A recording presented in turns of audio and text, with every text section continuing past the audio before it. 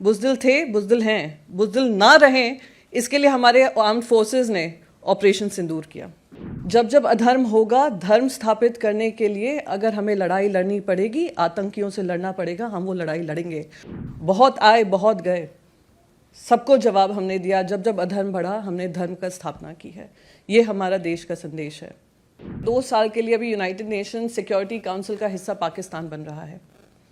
आप सबको पता है, यूएनएससी इज वेल अवेयर कि 51 टेररिस्ट रिसाइड इन पाकिस्तान। उनको आपको पता है जिम्मेदारी क्या मिली है? उनको चेयरमैनशिप मिली है काउंटर टेररिज्म की, वाइस चेयरमैनशिप। ये ऐसा है जैसे मसूद अजहर और हफीज सईद से कहो चलिए आप ग्लोबल पीस एंड जस्टिस की लड़ाई लड़ें। मसूद अजहर से लेकर आज अगर ये पाए गए अलकायदा के उसामा बिन लादेन, वो वहीं पाए गए। दूसरा उनको एक और काम दिया है, उनको चेयरमैनशिप दी है तालिबान सैंक्शंस की। अब भैया कोई इनको बताए, तालिबान को सबसे मजबूत करने का किसने काम किया है? मैं वाजपेयी जी की एक बात से ख़त्म करूंगी, सरकारें आएंगी जाएंगी, पार्टियां बनेंगी बिगड़ेंगी, पर हमारा देश कभी नहीं झुकना चाहिए, हमारा देश कभी नहीं झुकना चाहिए। This is the last leg of a tour and this would be incomplete if I don't thank our ambassadors, our high commissioners, our diaspora in all the countries we visited. And we stand here today, most importantly, in solidarity. हम जो एक साथ खड़े हैं, वो हमारे armed forces को सलाम करते हुए मैं अपनी बात शुरू करूंगी कि आज वो आर्म्ड फोर्सेस हैं जिन्होंने मुंह तोड़ जवाब उन लोगों को दिया जो हमारे देश के खिलाफ लगातार हमले करते रहे, और हमने हमेशा ही मैच्योरिटी दिखाकर, रिस्पॉन्सिबिलिटी दिखाकर हमने अपना जवाब दिया, उस तरीके से दिया जहां वो लोग समझ लें। अगर नहीं समझेंगे तो उससे बड़ी बुज़दिली कुछ नहीं होगी। बुज़दिल थे, बुज़दिल हैं, बुज़दिल ना रहें, इसके लिए हमारे आर्म्ड फोर्सेस ने ऑपरेशन सिंदूर किया। बार बार हमें कहा जाता है, और मैं मानती हूँ, हम सब मानते हैं, India is a tolerant nation. Absolutely we are a tolerant nation. We are the land of Mahatma, we are the land of Buddha, but we are also the land of Krishna, which I said in my very first speech which I made in Paris. जब जब अधर्म होगा, धर्म स्थापित करने के लिए अगर हमें लड़ाई लड़नी पड़ेगी, आतंकियों से लड़ना पड़ेगा, हम वो लड़ाई लड़ेंगे और हम बिल्कुल नहीं झिझकेंगे। ये हमारा देश का संदेश रहा है, सदियों से रहा है, सेंचुरीज से रहा है। बहुत आए, बहुत गए, सबको जवाब हमने दिया। जब जब अधर्म बढ़ा, हमने धर्म का स्थापना की है। ये हमारा देश का संदेश है। दूसरी इंपॉर्टेंट चीज़ मैं यहाँ पर कहना चाहती हूँ, और कम शब्दों में ही कहूँगी, बहुत सारी चीज़ें लिखकर आई थी पर अब समय नहीं है।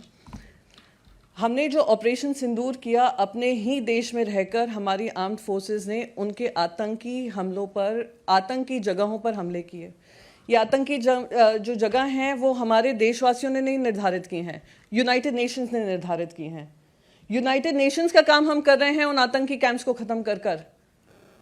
और यहाँ पर मैं यूनाइटेड नेशन से मुझे बात आती है, 2 साल के लिए अभी यूनाइटेड नेशन सिक्योरिटी काउंसिल का हिस्सा पाकिस्तान बन रहा है।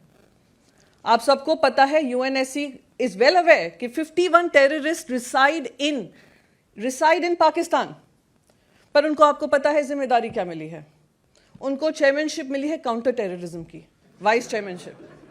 ये ऐसा है जैसे मसूद अजहर और हफीज सईद से कहो चलिए आप ग्लोबल पीस एंड जस्टिस की लड़ाई लड़ें, या प्रोफेसर बने, या उनको नोबेल पीस प्राइज के लिए नॉमिनेट करें।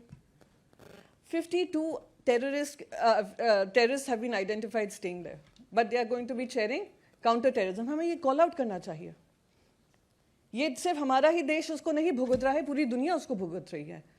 मसूद अजहर से लेकर आज अगर ये पाए गए अलकायदा के उसामा बिन लादेन, वो वहीं पाए गए।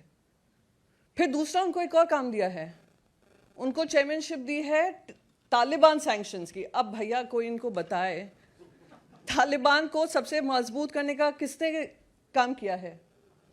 कोई नहीं भूले, अगर हम आज विनय नरवल की बात कर रहे हैं जो इस आतंकी हमले में मरे, IC-814 जो हाईजैक हुआ था एयरक्राफ्ट हमारा 25 साल पहले, वहां पर भी एक यंग मैन की डेथ हुई थी जिनकी शादी के लिए वो हनीमून करने काठमांडू गए थे। वही 5 आतंकवादी पाकिस्तान के कंडाहर में रुके थे, और तालिबानियों ने जो टेररिस्ट थे उनको रिहा कराने के लिए पाकिस्तान के आतंकवादियों के साथ लड़ाई लड़ी थी। आप उनकी चेयरमैनशिप करेंगे, आप क्या संदेश दे रहे हैं दुनिया भर में? मैं बस इसी बात से ख़त्म करना चाहूँगी। आज हम लोग सब, खुशी इस बात की होती है हमारा डायस्पोरा तो हमारे साथ ही है। जो उन्होंने कोशिश की, उनका जो अंदर का जनरल आसिम मुनीर जो फील्ड मार्शल बन गए हैं, उनका अंदर का जिन्ना जाग उठा था और उन्होंने वो एक स्पीच दी थी, हिंदू और मुसलमान साथ साथ नहीं रह सकते। आज इंडिया ने ही दिखाया है कि 200 मिलियन मुसलमान हैं और हम साथ साथ रह सकते हैं और साथ साथ रहकर उनको मुंह तोड़ जवाब दे सकते हैं। उन्होंने कोशिश ये भी की थी कि राजनीतिक जो पक्ष हैं उनको आपस में लड़ाएंगे, पर आज हम सब एक साथ होकर आपके सामने खड़े हैं। और मैं लास्ट अपनी बात इस बात से खत्म करूंगी। मैं उस पार्टी से आती हूं जिस पार्टी ने कहा था जब तक पाकिस्तानी आतंकवादियों को खत्म नहीं करेंगे हमारा कोई रिश्ता पाकिस्तान से नहीं होना चाहिए, ना कोई इकोनॉमिक ट्रेड होना चाहिए, और हम आज भी उस बात पे कायम हैं। गर्व होता है मैं उस पक्ष से आती हूं। पर साथ ही साथ मैं वाजपेयी जी की एक बात से खत्म करूंगी। सरकारें आएंगी जाएंगी, पार्टियां बनेंगी बिगड़ेंगी, पर हमारा देश कभी नहीं झुकना चाहिए, हमारा देश कभी नहीं झुकना चाहिए। आज हम सबने, आज क्योंकि आखिरी हमारा सेशन है, आखिरी हमारा डायस्पोरा इवेंट है, हम सबने ये प्रूव किया है। मैं आप सबका धन्यवाद करना चाहती हूँ। उन्हीं बातों से अपनी बात खत्म करूंगी, पर एक बार आप सबसे कहूंगी, जय हिंद की सेना जरूर जोर से बोलिए, जैसे हमारे सैनिक जो बॉर्डर्स पे खड़े हैं उनको ये आवाज आप सबकी वहां तक पहुंचे और वो कहें कि हाँ आज हम सब एक साथ हैं, हमारे डायस्पोरा हो या हमारे देशवासी हो। जय हिंद की